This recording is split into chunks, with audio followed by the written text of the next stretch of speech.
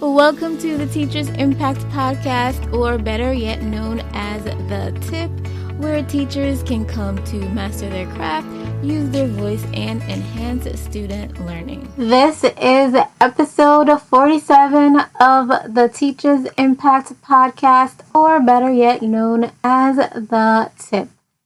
On this episode, we'll be talking about building a healthy classroom culture of learning. Building a healthy classroom culture is one of the most important things we as teachers can do to facilitate students' growth and development. If you're looking for some unique ways to build your classroom culture and to build a culture of learning, then stay tuned because on this episode, you will learn some of these unique ways. The first way to build a healthy classroom culture of learning is to listen to students' ideas and implement them when possible. And I have a great example of this.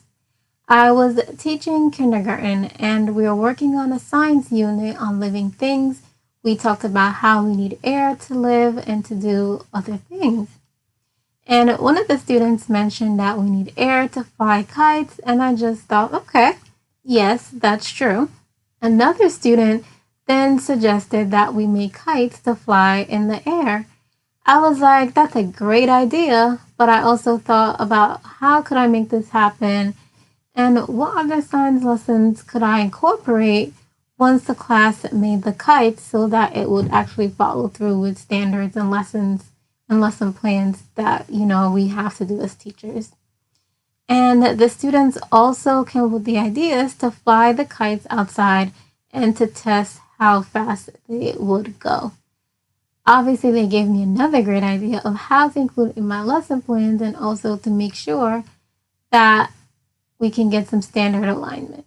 And this is actually from the kids. So I decided to make sure that I get all the materials. I used a lot of the materials that I already had in the classroom, like construction paper, yarn, and a hole puncher to make it as easy as possible for myself without having to go and buy new supplies. And that actually worked out really great. And the children ended up making the kites and loving them. Once the children took the kites outside, they were so happy and excited. And I cannot tell you the feeling when they're outside flying their kites, just running around and walking. And it was just a really good feeling. And I tell this story because so you can see that I was open to the students' ideas and actually took action. It was work at first, but it was one of the best things I did because I saw my students so happy and excited. And this built a healthy classroom culture of learning because the students knew that their ideas were valid, that I would take them into consideration and actually follow through. Number 2, for healthy classroom culture is to give students a chance to just socialize. Socialize with their peers, just to socialize.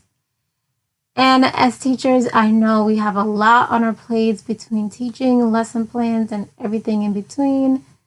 We're just exhausted. But sometimes students need time to just talk with their peers.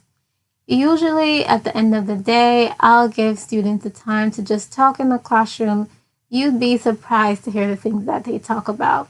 This helps them to be able to speak freely without restrictions, which helps them to feel safe and creates a healthy classroom culture.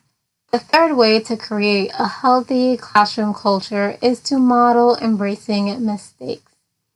We're the instructional leaders of our classroom, and it could be hard to admit when we've made a mistake. Sometimes we may have not assessed the situation correctly or blamed another student for something they didn't do.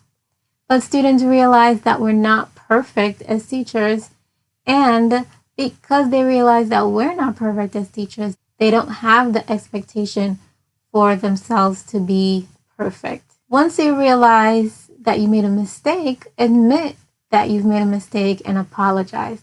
The student will see this and will be more willing to do the same because you have modeled this behavior. And I noticed that when I made a mistake in my classroom, the students are very forgiving, at least elementary students, the students that I've worked with. They're very forgiving. They'll say, it's okay. They're very forgiving. So model embracing mistakes. Your students will definitely appreciate you, and it will help to build a healthy classroom culture. The fourth way to build a healthy classroom culture is to encourage students to be problem solvers. And when I say problem solvers, I'm not only talking about math, but I'm talking about everyday problem solving, such as how to deal with relationships, how to handle a conflict. A lot of times, students want their teachers to solve every little problem they have. However, this can be exhausting for teachers, and I've experienced it. The one question I always ask my students is, how are you going to solve the problem before I jump in to give a solution? At first, they'll say, I don't know, but after a minute or so, they're actually able to give you a viable solution. And this will make them feel able to handle problems in the class, thus creating a healthy classroom culture. So giving students the opportunity to solve their own problems takes the load off of you as a teacher to stop solving all their problems and gives them the ownership and the confidence that they can solve their own problems, thus creating a healthy classroom culture. The fifth way to build a healthy classroom culture is to have a fun, okay?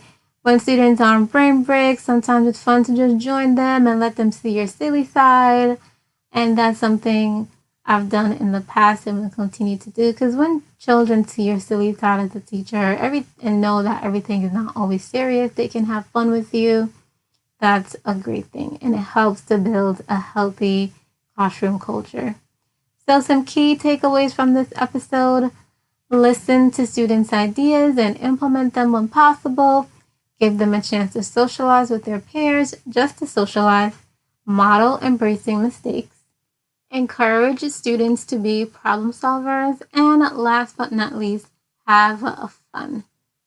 Thank you so much for listening. Don't forget to check out the website, teachersimpact.net. Teachers from 0 to 10 years of experience. If you want to have your classroom more manageable, then you need the classroom management letter template. This is the letter you need to send to your parents so that you can be on the path to having a more manageable classroom.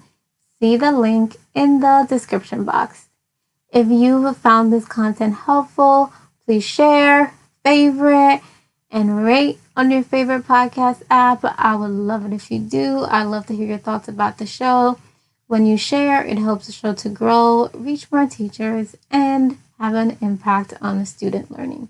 You can email me at teachersimpacteducation@gmail.com just to say, hey, let me know what you think of the show, or follow me on Instagram at Teachers Impact Podcast, Twitter at Shani Marie O. Happy learning and growing.